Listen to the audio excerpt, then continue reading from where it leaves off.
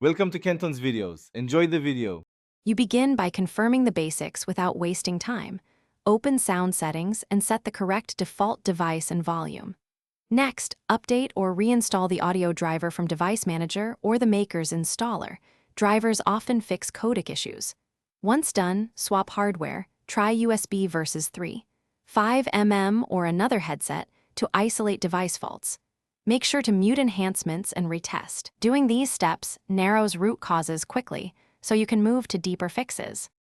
Now you perform the detailed execution. Open the playback device's properties and disable audio enhancements and exclusive mode, because software processing can distort sound. Run the Windows Audio Troubleshooter and review communication settings to prevent automatic volume changes. Then adjust the sample rate and bit depth.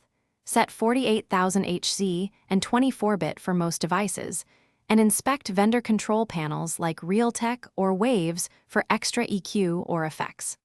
Once configured, reboot audio services to apply settings. To finish, restart Windows Audio and related services, then apply all pending Windows updates. Patching often resolves subtle bugs.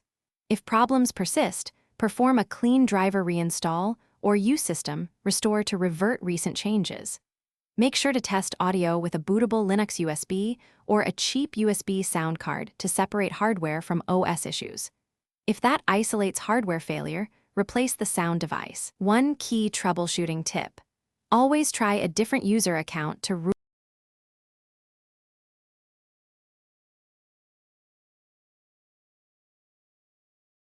Thanks for watching. Consider subscribing if we helped you.